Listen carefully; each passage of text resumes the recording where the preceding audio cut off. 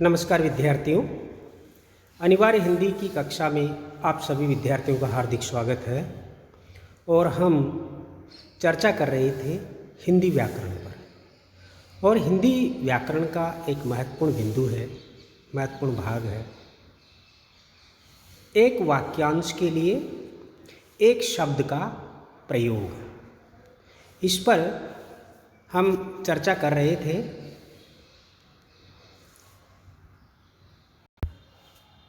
उस चर्चा में हम लगभग 2 वीडियो हम पूर्व में इस पर कर रहे थे।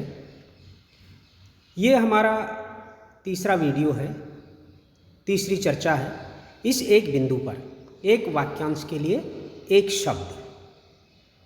हिंदी में इस प्रकार के शब्दों की पर्याप्त मात्रा है और हिंदी इस दृष्टि से अर्थ की अभिव्यक्ति करने की क्षमता में अपना सानी नहीं रखती।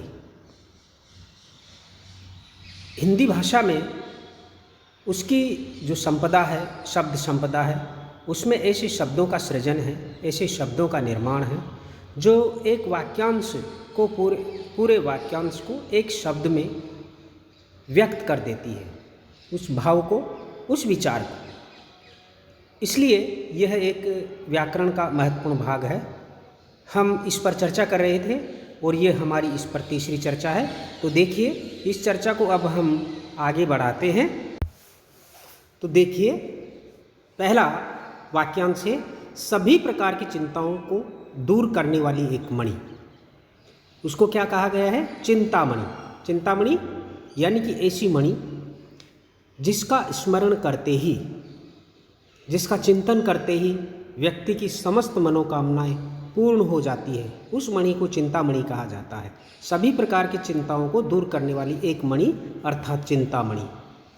चिन्हित, जिस पर चिन्ह लगाया गया हो, जो गुप्त रूप से निवास कर रहा हो, वह है छद्मवेशी, छद्मवासी। वह स्थान जहाँ सैनिक निवास करते हो वो छावनी कहलाता है।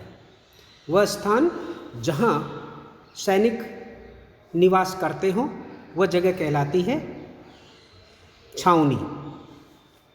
जो दूसरों में केवल दोषों को ही खोजता हो वह है छिद्रान्वेषी। जो दूसरों में केवल दोषों को ही खोजता है वह है छिद्रान्वेषी। छिपकर आक्रमण करने वाला छापामार दल। पत्थर को गढ़ने वाला औजार। पत्थर को गढ़ने वाला औजार उसे छेनी कहा जाता है। एक स्थान से दूसरे स्थान पर चलने वाला वह है जंगम। जो जल बरसाता हो, जो जल बरसाता हो वह है जलद। जो जल से उत्पन्न होता हो वह जलज। जो जीव जंतु जल में रहते हों वह है जलचर। जो बात लोगों से सुनी हुई हो वह है जनश्रुति। जो चमत्कारी क्रियाओं का दर्शन करता है, प्रदर्शन करता है, जो चमत्कारी क्रियाओं का प्रदर्शन करता है वह जादूगर कहलाता है या मदारी कहलाता है। एक शब्द में हम उसके लिए जादूगर या मदारी कहेंगे। जो अकारण जुल्म ढाता हो वह है जालिम। जो अकारण जुल्म ढाता है उसे हम जालिम कहते हैं। जानने की इच्छा, व्यक्ति की जो जानने की इच्छा होती है उसे के लिए क्या कहा जाता है? जिज्ञासा। जो जीतने, दमन करने की इच्छा वह है जिगीषा। किसी को जीत लेने की इच्छा रखने वाला, किसी को जीत लेने की इच्छा रखने वाला वो क्या कहलाता है? जिगीषु। किसी को मारने की इच्छा वह है जिघांसा। किसी को मारने की इच्छा जिघांसा। भोजन करने की इच्छा जिघत्सा, ग्रहण करने, पकड़ने की इच्छा जिगृक्षा। जिंदा रहने की इच्छा जिजीविषा। जिंदा रहने की इच्छा वह है जिजीविषा। जिसने इंद्रियों को वश में कर लिया हो उसके लिए एक शब्द है जितेंद्रिय। जिसने इंद्रियों को वश में कर लिया हो उसे क्या कहा जाता है? जितेंद्रिय। जिसने आत्मा को जीत लिया हो वो है जितात्मा। जो जीतने के योग्य हो वह जेय। किसी के जीवन भर के कार्यों का निवारण, किसी के जीवन भर के कार्यों का निवारण वह है जीवन चरित विवरण। किसी के जीवन भर के कार्यों का विवरण वह कहलाता है जीवन चरित्र। जीवन चरित्र भी उसे कहते हैं। जेठ, पति का बड़ा भाई का पुत्र, उसको क्या कहा जाता है? जेठोत। अपनी इज्जत को बचाने के लिए किया गया अग्नि प्रवेश वह है जौहर। अपनी इज्जत को बचाने के लिए किया गया अग्नि प्रवेश वह है जौहर। वह पहाड़ जिसके मुंह से आग निकले वह है ज्वालामुखी। वह पहाड़ जिसके मुंह से आग निकले वह है ज्वालामुखी। जो ज्ञान प्राप्त करने की इच्छा रखता हो वह है ज्ञान पिपासु, यानी कि ज्ञान की जिसके अंदर भूख हो ऐसे व्यक्ति के लिए क्या कहा जाता है? ज्ञान पिपासु। लंबे और बिखरे बालों वाला वह है झबरा। लंबे और बिखरे बालों वाला उसे क्या कहते हैं? झबरा। बहुत गहरा और बहुत बड़ा प्राकृतिक जलाशय वह है झील। जहाँ सिक्कों की ढलाई होती है, जहाँ सिक्के बनते हैं या उन जिनकी ढलाई होती है वह है टकसाल। उसे क्या कहा जाता है? टकसाल। आगे देखिए, जिस नाटक के संवाद गीतों के रूप में लिखे हों, जिस नाटक के संवाद गीतों के रूप में लिखे हों वह है गीति नाटिका या गीति नाट्य। गुप्त रूप से घूमकर सूचना देने वाला महत्वपूर्ण शब्द है वो गुप्तचर कहलाता है, यानी कि इसको एक शब्द में उसके लिए कहा जाता है गुप्तचर। हर पदार्थ को अपनी ओर आकृष्ट करने वाली गुरुत्व शक्ति, हर पदार्थ को अपनी ओर आकृष्ट करने वाली गुरुत्व शक्ति, उसके लिए क्या कहा जाता है? गुरुत्वाकर्षण। जो बात गूढ़ अर्थात रहस्यपूर्ण हो उसको क्या कहा जाता है? गुढ़ोक्ति। जो बोल नहीं सकता उसे क्या कहा जाता है? गूंगा। घर या देश के अंदर ही लोगों की आपसी लड़ाई, घर या देश के अंदर ही लोगों की जो आपसी लड़ाई होती है उसके लिए एक शब्द का इस्तेमाल किया जाता है, वह है गृह युद्ध। जिम्मेदारी पूरी न करने वाला, जिम्मेदारी पूरी न करने वाला वो होता है गैर जिम्मेदार। जिम्मेदारी पूरी न करने वाला वो क्या कहलाता है? गैर जिम्मेदार। उसके लिए एक शब्द का इस्तेमाल किया जाता है, वह है गैर जिम्मेदार। दिन और रात्रि के बीच का समय, संध्या का वह समय जब गायें जंगल से लौटती हैं और उनके चलने की धूल आसमान में उड़ती है, उस समय को क्या कहा जाता है? गोधूली वेला। दिन और रात्रि के बीच का समय यानी कि संध्या का समय, संध्या का वह समय जब गायें जंगल से लौटती हैं और उनके चलने की वेला, चलने से जो धूल आसमान में उड़ती है वो समय कहलाता है गोधूली वेला। जो ग्रहण करने योग्य है हो, जो ग्रहण करने योग्य हो वह कहलाता है ग्राह्य। जो छिपाने योग्य हो वह है गोपनीय। जो छिपाने योग्य हो उसे क्या कहा जाता है? गोपनीय। जहाँ से गंगा नदी का उद्गम होता है, जहाँ से गंगा नदी का उद्गम होता है वह है गंगोत्री। आगे देखिए, घास खोदकर जीवन निर्वाह करने वाला, घास खोदकर जीवन निर्वाह करने वाला वो क्या कहलाता है? घसियारा। शरीर की हानि करने वाला वह है घातक। घात का मतलब क्या होता है? घातक यानी शरीर की हानि करने वाला। जो पदार्थ घुलने योग्य हो, जो पदार्थ घुलने योग्य हो वह कहलाता है घुलनशील। जो घृणा का पात्र हो वह क्या कहलाता है? घृणित या घृणास्पद, दोनों शब्द का इस्तेमाल उसके लिए किया जा सकता है, घृणित या घृणास्पद। कोई कार्य करने के लिए नाजायज रूप में धन लेने वाला, कोई कार्य करने के लिए या किसी कार्य को करने के लिए कोई व्यक्ति अगर नाजायज रूप से धन वसूलता है, धन लेता है, तो उसे को क्या कहा जाता है? घूसखोर। जो बहुत समय तक ठहर सके, जो बहुत समय तक ठहर सके उसे क्या कहा जाता है? चिरस्थायी।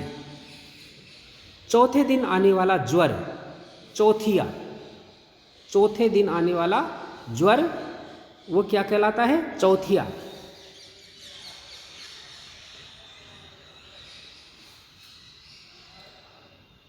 चक्र के रूप में घूमती हुई चलने वाली हवा, चक्र के रूप में घूमती हुई चलने वाली हवा, वह है चक्रवात। वात का मतलब हवा, चक्र का मतलब घूमना, यानी कि जो चक्र की भांति घूमती हुई जो हवा चलती है वह चक्रवात कहलाती है।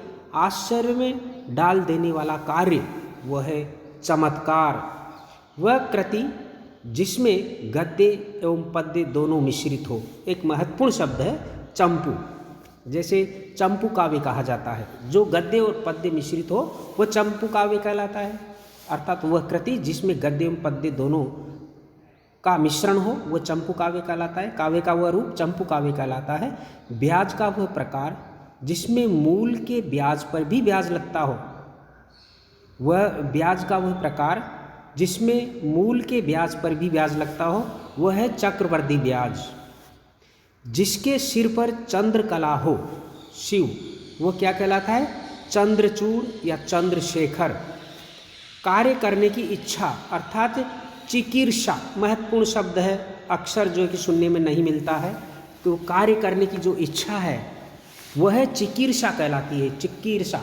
लंबे समय तक जीने वाला, वह है चिरंजीवी। बहुत समय से परिचित, ऐसे व्यक्ति के लिए क्या कहा जाता है? चिर परिचित, कि वह मेरा लंबे समय से जानकार है, वह चिर परिचित।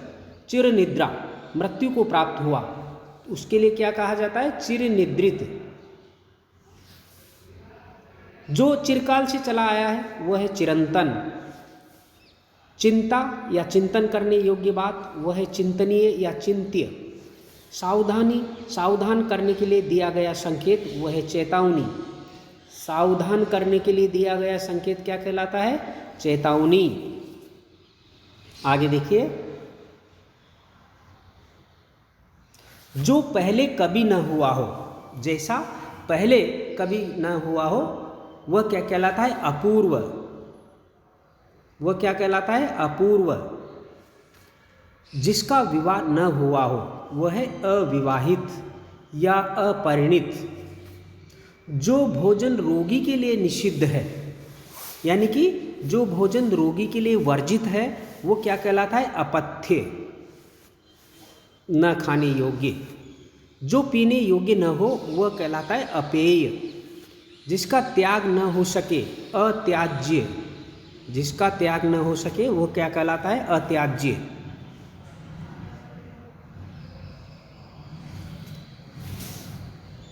जिससे आर पार न देखा जा सके, अपारदर्शी।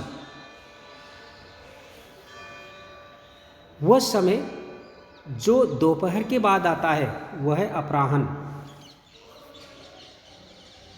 जो वह समय जो दोपहर का बाद का होता है या दोपहर के बाद आता है वह है अपराह्न। जिस वस्त्र को पहना न गया हो, न जो जिस वस्त्र को पहना न गया हो, न जोता हुआ खेत, वह है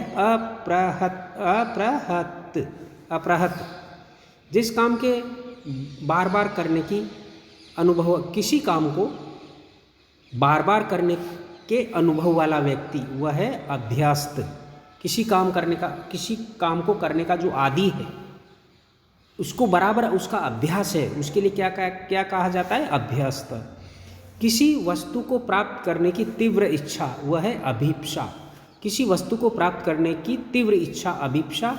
जिस पर अभियोग या आरोप लगाया गया हो वह है अभियुक्त। जिस पर अभियोग अर्थात आरोप लगाया गया हो, उसके लिए एक शब्द का इस्तेमाल होता है अभियुक्त।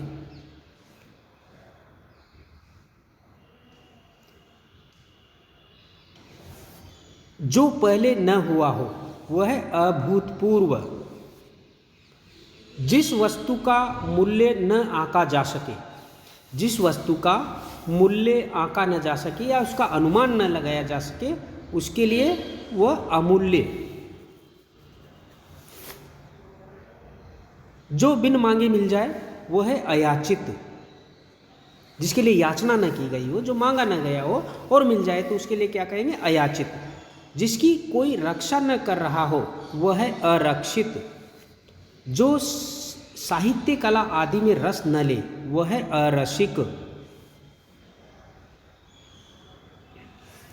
जिसको प्राप्त न किया जा सके वह है अलभ्य। जिसको प्राप्त न किया जा सके वह है अलभ्य। जो दिखाई न दे वह है अदृश्य। जो दिखाई न दे उसे क्या कहते हैं? अदृश्य। जिसको देखा न जा सके, जिसको देखा न जा सके वह है अलक्ष्य। जिसको लांघा न जा सके वह है अलंघ्य। जिसको लांघा न जा सके, जो कम जानता हो, जो कम जानता हो या किसी विषय के बारे में जानकार न हो, कम हो, वह है अल्पज्ञ। कम जानकार उसे क्या कहेंगे? अल्पज्ञ। जो कम बोलता हो वह है अल्पभाषी या मितभाषी। जो कम बोलता हो वह है जो कम बोलता हो उसे क्या कहेंगे? एक शब्द उसके लिए अल्पभाषी या मितभाषी। आगे देखिए, जो इस लोक का न हो, जो इस लोक से परे हो, जो इस लोक का न हो उसके लिए क्या कहा जाता है? अलौकिक। जो वध करने योग्य न हो, जिसका वध करना उचित न हो वह है अवध्य। जो वध करने योग्य न हो उसके लिए शब्द आता है अवध्य। आगे देखिए, जो नियंत्रण में न हो, जो नियंत्रण में न हो वह है अनियंत्रित। पलक को झपकाए बिना, महत्वपूर्ण शब्द है अनिमेष या निर्निमेष। जिसे बुलाया न गया हो और बिना बुलाए आ गया हो वह है अनाहूत। जो ढका हुआ न हो वह है अनावृत। जो ढका हुआ न हो वह है अनावृत। जो दोहराया न गया हो वह है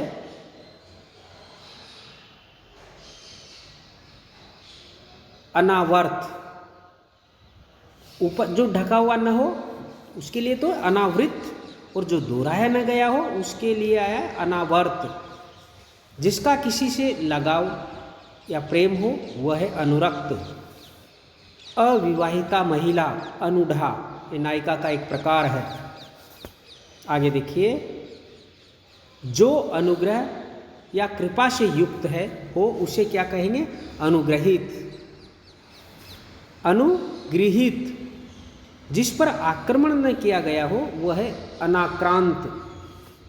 जिसका उत्तर न दिया गया हो वह है अनुत्तरित। जैसे किसी प्रश्न का आप छोड़ देते हैं परीक्षा में तो वह क्या कहलाएगा? अनुत्तरित प्रश्न। पहले लिखे गए पत्र का स्मरण करते हुए लिखा गया पत्र, दूसरा पत्र जो होता है पहले पत्र का स्मरण करते हुए कि आपको इस बारे में पूर्व में पत्र लिखा जा चुका है लेकिन आपके उसने उसके अनुसार काम नहीं किया, तो जो पुनः जो उस काम को का स्मरण कराने के लिए जो पत्र लिखा जाता है दूसरा, उसको क्या कहते हैं? स्मरण पत्र या अनुस्मारक। स्मरण पत्र भी कहते हैं, अनुस्मारक भी कहेंगे। पीछे पीछे चलने वाला वह है अनुगामी। अनुकरण करने योग्य कार्य का अनुकरण वह है अनुकरणीय। अनुसरण संपूर्ण रूप में करने योग्य अनुसरणीय।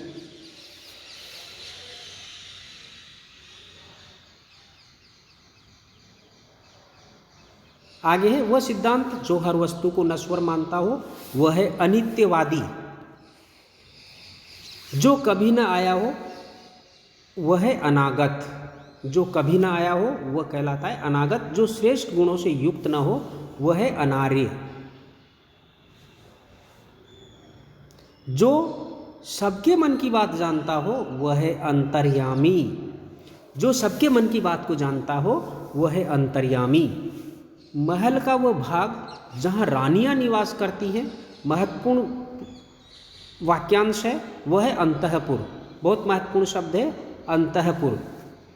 जिसे किसी बात का पता ना हो वह है अनभिज्ञ। जिसे किसी बात का पता ना हो वह है अनभिज्ञ। जो कुछ नहीं जानता हो वह अज्ञ या अज्ञानी। जो बिना सोचे समझे विश्वास करे वह है अंधविश्वासी।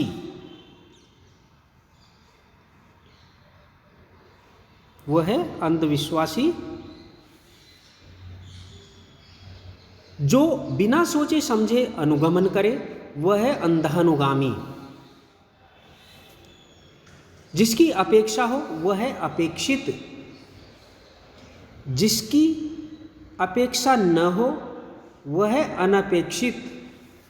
जिसकी आवश्यकता न हो वह है अनावश्यक।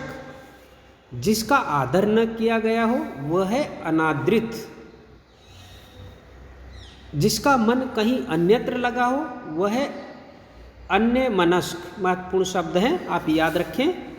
जो पूरा या भरा हुआ न हो वह है अपूर्ण। जो मापा न जा सके वह है अपरिमेयी। महत्वपूर्ण शब्द है विद्यार्थियों, आप ध्यान रखें, उसे अपरिमेयी कहेंगे। जो पहले पढ़ा न गया हो वह है अपठित। और नीचे की ओर लाना या खींचना वह है अपकर्ष।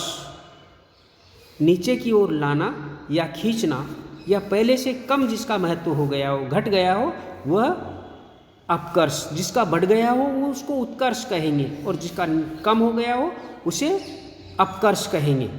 तो इस प्रकार से विद्यार्थियों ये थे एक वाक्यांश के लिए एक शब्द, और ये एक महत्वपूर्ण अध्याय है। आप इसे ज़रूर पढ़ें। और इस हमने इस व्याकरण के इस भाग के लिए जो सबसे ज़्यादा सहयोग लिया है या जिसका मूल में सहयोग लिया है वह हमारा जो अध्ययन का स्रोत है वह राघव प्रकाश की हिंदी व्याकरण है। धन्यवाद। आप अध्ययन करते रहें।